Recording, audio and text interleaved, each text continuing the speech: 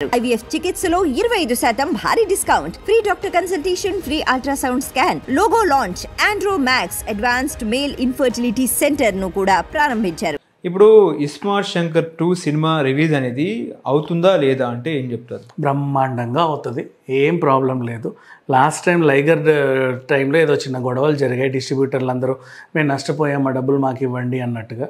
Course అయినప్పటికీ పూరి వాళ్ళకి మాట ఇచ్చాడు ఇస్తాము అని. కానీ బేసికల్లీ ఒక ప్రోడక్ట్ నువ్వు కొన్న తర్వాత దాన్ని నువ్వు అమ్ముకో ఉంటే ప్రాఫిట్ వస్తుంది, అమ్ముడు పోకపోతే నష్టం వస్తుంది.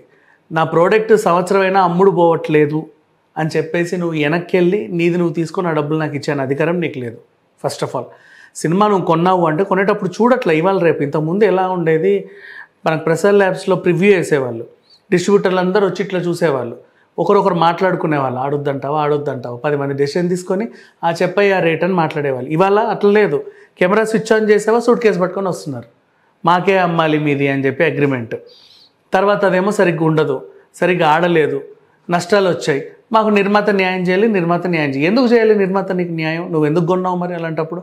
సరే ఇప్పుడు నువ్వు నష్టపోయే కాబట్టి నిర్మాతనికి న్యాయం చేయాలి. నీకు అదే 3 కోట్లకి 300 కోట్లు వస్తే తీసుకొచ్చి మళ్ళీ నిర్మాతకి ఇస్తావా? సార్ నాకు ఎక్కువ లాభాలు వచ్చాయి అని ఇవ్వవుగా. నష్టపోతే నష్టమే, వ్యాపారం అంటే అంతే, నష్టం అంటే నష్టమే, లాభం అంటే లాభమే. అంతకుమించి దాన్ని నువ్వు నష్టపోయినప్పుడు ఒక తీరు మొహం పెట్టి లాభపడ్డప్పుడు ఒక తీరు మొహం పెడతానంటే కుదరదు. అండ్ నెక్స్ట్ ఇప్పుడు అదే డిస్ట్రిబ్యూటర్స్ ఈ ఇస్మార్ట్ 1 రిలీజ్ అయినప్పుడు కొంచెం హ్యాపీ ఫీల్ అయ్యారు, అది హిట్ అయింది కాబట్టి. ఇప్పుడు 2 ఏంటంటే మాకు గతంలో నష్టాలు వచ్చాయి, భర్తీ చేయాల్సిన అవసరం ఉందని ఆ వరంగల్ శ్రీను ఇంకొకైనా ఈ తోకలు ఆకులు వక్కలు అందరూ వచ్చి ఈయన మీద పడ్డారు. లేకపోతే మీ సినిమా రిలీజ్ కానీ మాకు న్యాయం జరగాలి, అలా చేయాలి, నీకు లాభాలు వచ్చాయి కదా, బాగానే సంపాదిస్తున్నావు కదా అని. మధ్యలో కూడా అదేదో ఆగిపోయింది, విజయ్ దేవరకొండది జనగణమన అనుకుంటా కదా, అది ఆల్రెడీ అది కూడా ఒక 40% ఏమో షూట్ అయింది పాపం, అది ఆగిపోయింది.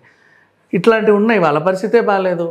నిర్మాతను ఎవడు ఆదుకోడు, నిర్మాత అందరినీ చూసుకోవాలి, A to Z చూసుకోవాలి, షూటింగ్ చేసేటప్పుడు చూసుకోవాలి, షూటింగ్ అయ్యాక చూసుకోవాలి, నిర్మాత డిస్ట్రిబ్యూటర్స్ని ఎగ్జిబిటర్ వరకు నిర్మాతే చూసుకోవాలంటే వాడు ఒక నిర్మాత అంతే. ఎందుకు చూసుకోవాలి? సినిమా తీయడం వరకు ఆయన డ్యూటీ. ఒకసారి నీకు అమ్మాడు అంటే నీ కర్మ, నువ్వు కొనేటప్పుడు చూసి తీసుకో, నచ్చకపోతే నాకు కొనకు, అవసరం లేదు.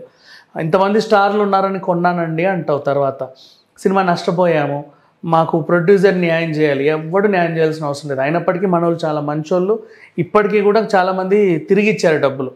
ఆచార్య కానీ మన గుణశేఖర్ కానీ ఇంకొంతమంది కూడా చాలామంది, బాలకృష్ణ కానీ ఎప్పుడైనా సరే వాళ్ళకి నష్టాలు వస్తే చూసా, ఎన్టీ రామారావు దగ్గర నుంచి కూడా నష్టం వస్తే డిస్ట్రిబ్యూటర్లకు తిరిగి డబ్బులు ఇచ్చిన రోజులు ఉన్నాయి. చిరంజీవి గారు కూడా అంతే. వీళ్ళు అలవాటు చేయడం బట్టి వాళ్ళకి ఇంకా రెచ్చిపోయారనమాట. అదే లాభం వస్తే మళ్ళీ చిరంజీవి గారి దగ్గరకు వచ్చి వీళ్ళు 200 కోట్లు ఇచ్చేసి వెళ్తారా? ఎప్పుడన్నా చూసావా? ఇప్పటివరకు చరిత్రలో అది లేదు. సో డిస్ట్రిబ్యూటర్స్ అసలు పట్టించుకోవాల్సిన అవసరం ఏం లేదు. ఇస్మార్ట్ 2 ఖచ్చితంగా రిలీజ్ అవుతుంది, ఎవడి అడ్డంకున్నా లేకున్నా హ్యాపీగా అన్ని థియేటర్స్లోనూ రిలీజ్ అవుతుంది. అది హిట్ అవుతుందా లేదనేది పూరి ఎలా తీశాడో ఏంటనేది అప్పుడు రిలీజ్ అయ్యాక మాట్లాడుకుందాం, అంతేకాని రిలీజ్కి మాత్రం ఎలాంటి అడ్డంకు లేదు.